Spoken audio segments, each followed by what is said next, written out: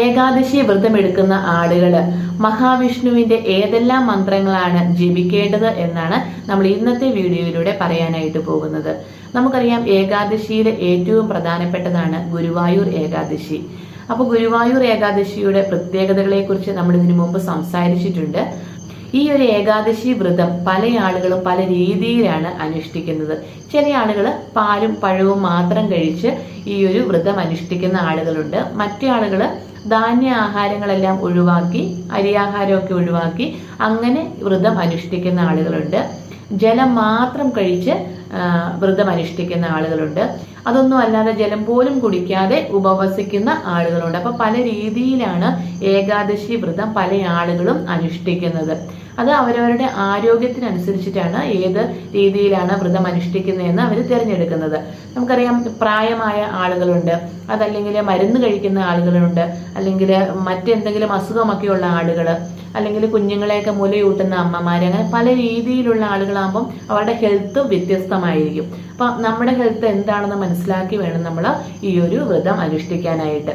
അപ്പൊ നമ്മൾ ഇതിൽ ഏത് രീതിയിലുള്ള വ്രതം തിരഞ്ഞെടുക്കുന്നു എന്നുള്ളതിലല്ല, ഏത് തിരഞ്ഞെടുത്താലും നമ്മൾ നിർബന്ധമായിട്ടും അനുഷ്ഠിക്കേണ്ട കാര്യമാണ് അന്നത്തെ ദിവസം മഹാവിഷ്ണുവിന്റെ മന്ത്രങ്ങൾ ഉരുവിടുക എന്നുള്ളത്.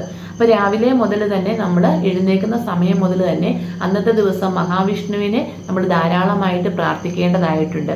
അന്ന് ഫുൾ നമുക്ക് പറ്റാവുന്ന അത്രയും സമയം നമ്മൾ മഹാവിഷ്ണുവിന്റെ ഭജിച്ചുകൊണ്ടിരിക്കുക എന്നുള്ളതാണ് ഉദ്ദേശിക്കുന്നത്. അപ്പം ഏതെല്ലാം മന്ത്രങ്ങളാണ് ഈ ഒരു രാവിലെ മുതൽ മഹാവിഷ്ണുവിന്റെ നമ്മൾ പ്രാർത്ഥിക്കേണ്ടത് എന്ന് നമുക്കൊന്ന് നോക്കാം.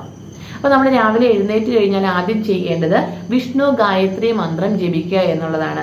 നമുക്കറിയാം, വിഷ്ണു ഗായത്രി മന്ത്രം രാവിലെ സമയങ്ങളിൽ മാത്രമാണ് ജപിക്കാൻ പാടുള്ളൂ. അപ്പൊ ആ മന്ത്രം എങ്ങനെയാണ്? ഓം നാരായണായ വിദ്മഹി വാസുദേവായ ധീമഹി തന്നോ വിഷ്ണു പ്രചോദയാത്. അപ്പൊ ഇത് നമ്മൾ പ്രാർത്ഥിച്ചുകൊണ്ട് വേണം അന്നത്തെ ദിവസം തുടങ്ങാനായിട്ട്. അടുത്തതായിട്ട് നമുക്ക് വിഷ്ണു സ്തോത്രം ചൊല്ലാവുന്നതാണ്. അതിങ്ങനെയാണ്: ശാന്താകാരം ഭുജഗശയനം പത്മനാഭം സുരേശം വിശ്വാധാരം ഗഗനസദൃശ്യം മേഘവർണം ശുഭാംഗം ലക്ഷ്മീകാന്തം കമലനയനം യോഗിഹൃദ്വാനഗമ്യം വന്ദേ വിഷ്ണു ഭവഭയഹരം സർവലോകൈകനാഥം. അപ്പൊ ഈ ഒരു വിഷ്ണു സ്തോത്രവും നമുക്ക് പല പ്രാവശ്യം ഉരുവിടാവുന്നതാണ്. അപ്പൊ നമുക്ക് എത്ര പ്രാവശ്യം ഈ ഒരു സ്തോത്രം ചൊല്ലാമോ അത്രയും പ്രാവശ്യം ഈ ഒരു സ്തോത്രം ചൊല്ലുന്നത് വളരെ നല്ലതാണ് കേട്ടോ. അതുപോലെ തന്നെ മഹാവിഷ്ണുവിന്റെ മഹാമന്ത്രം നമുക്ക് ഇന്നത്തെ ദിവസം പ്രാർത്ഥിക്കേണ്ടതായിട്ടുണ്ട്.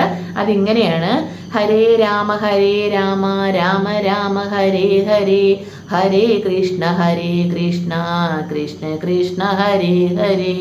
അപ്പൊ ഈ ഒരു മഹാമന്ത്രം നമ്മൾ പല പ്രാവശ്യം ഉരുവിടുന്നത് വളരെ നല്ലതാണ്. നമ്മളിങ്ങനെ വെറുതെ ഇരിക്കുന്ന അന്നത്തെ ദിവസം അങ്ങനെ ഭഗവാനെ മനസ്സിലൊക്കെ ഇങ്ങനെ പ്രാർത്ഥിച്ചുകൊണ്ടിരിക്കുന്ന സമയത്ത് ഈ ഒരു മഹാമന്ത്രം ഇങ്ങനെ ഉരുവിട്ടുകൊണ്ടേ ഇരിക്കുന്നത് വളരെ ശ്രേഷ്ഠമായിട്ടുള്ള കാര്യമാണ്. അപ്പൊ നമ്മളിതും അന്നത്തെ ദിവസം ഈ ഒരു മന്ത്രവും കൂടി ഉൾപ്പെടുത്തി വേണം പ്രാർത്ഥിക്കാനായിട്ട്.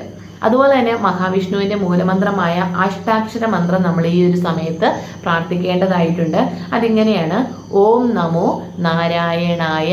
അപ്പൊ അതിങ്ങനെ നമ്മൾ ഇടയ്ക്കിടയ്ക്ക് ഇങ്ങനെ ആ ഒരു മന്ത്രം ഉരുവിട്ടുകൊണ്ടേയിരിക്കണം. ഓം നമോ നാരായണായ, ഓം നമോ നാരായണായ എന്ന് മഹാവിഷ്ണുവിനെ മനസ്സിൽ ധ്യാനിച്ച് നമ്മളിങ്ങനെ ഈ ഒരു മന്ത്രം ഉരുവിട്ടുകൊണ്ടിരിക്കുന്നതും വളരെ ശ്രേഷ്ഠമായിട്ടുള്ള ഒരു കാര്യമാണ്. അടുത്തതായിട്ട് തന്നെ നമുക്ക് ദ്വാദശാക്ഷര മന്ത്രം ഉരുവിടാവുന്നതാണ്. അതിങ്ങനെയാണ്: ഓം നമോ ഭഗവതേ വാസുദേവായ. അപ്പം ഓം നമോ ഭഗവതേ വാസുദേവായ അത് നമ്മളിങ്ങനെ ഉരുവിട്ടുകൊണ്ടിരിക്കുന്നത് വളരെ ശ്രേഷ്ഠമായിട്ടുള്ള കാര്യമാണ്. അപ്പൊ ഈ ഒരു മന്ത്രവും നമ്മൾ ഈ ഒരു ഏകാദശി ദിവസം നിർബന്ധമായിട്ടും ജപിക്കേണ്ടതായിട്ടുണ്ട്. അപ്പൊ മഹാവിഷ്ണുവിന്റെ ഈ മന്ത്രങ്ങളൊക്കെ നമ്മൾ നിർബന്ധമായിട്ടും ഈ ഒരു ഏകാദശി വ്രതം എടുത്ത ആളുകൾ ജപിക്കേണ്ടതായിട്ടുണ്ട്. അല്ലാത്ത ദിവസങ്ങളിൽ നമുക്ക് ഈ മന്ത്രങ്ങളെല്ലാം ജപിക്കാവുന്നതാണ്. പക്ഷേ ഏകാദശി ദിവസം നിർബന്ധമായിട്ടും ഈ ഒരു മന്ത്രങ്ങളെല്ലാം ജപിച്ചിരിക്കണം. അപ്പൊ നമ്മൾ ഈ ഒരു വ്രതം എടുക്കുമ്പോൾ ഭഗവാൻ നമ്മുടെ കൂടെ ഉണ്ടെന്ന് മനസ്സിൽ വിചാരിച്ചുകൊണ്ട്, എല്ലാ സമയങ്ങളിലും ഭഗവാൻ നമ്മുടെ അടുത്ത് തന്നെ ഉണ്ടെന്ന് വിചാരിച്ചുകൊണ്ട് ഈ മന്ത്രങ്ങളൊക്കെ ഇങ്ങനെ ഉരുവിട്ടുകൊണ്ടേ ഇരിക്കുക. നമുക്കത് വളരെ ശ്രേഷ്ഠമായിട്ടുള്ള, നമ്മുടെ കുടുംബത്തിന് ഒക്കെ ഒത്തിരി ശ്രേഷ്ഠത നൽകുന്ന കാര്യമാണ്. അതുപോലെ തന്നെ നമ്മൾ പകൽ ഉറങ്ങാൻ പാടില്ല കേട്ടോ. അറിയാവുന്ന കാര്യമായിരിക്കും എല്ലാവർക്കും. എന്നാലും നമ്മൾ പകല് ചെറുതായിട്ടൊന്ന് മയങ്ങി പോകാൻ പോലും പാടില്ല. നമുക്ക് ഉറക്കം വരുന്ന സമയങ്ങളിലൊക്കെ ഈ ഒരു ഭഗവാന്റെ മന്ത്രമൊക്കെ ഇങ്ങനെ ജപിച്ചുകൊണ്ടിരിക്കുക. കാരണം എന്ന് പറഞ്ഞാൽ നമ്മൾ ഉപവാസമൊക്കെ അനുഷ്ഠിക്കുമ്പോൾ എന്തായാലും നേരം നമ്മുടെ ശരീരത്തിന് ചെറിയ ക്ഷീണമൊക്കെ തോന്നും. ഭഗവാൻ അതെല്ലാം മാറ്റിത്തരും. ഭഗവാന്റെ നാമം ജപിച്ചുകൊണ്ടിരുന്നാൽ മാത്രം മതിയാവും. അപ്പൊ എല്ലാവർക്കും ഭഗവാന്റെ ആ ഒരു ഏകാദശി വ്രതം ഭംഗിയായിട്ട് അനുഷ്ഠിക്കാനുള്ള അനുഗ്രഹം നൽകട്ടെ എന്ന് പ്രാർത്ഥിച്ചുകൊണ്ട് ഏറ്റവും അടുത്ത് തന്നെ അടുത്തൊരു വീഡിയോയുമായിട്ട് നമുക്ക് കാണാം. നന്ദി, നമസ്കാരം.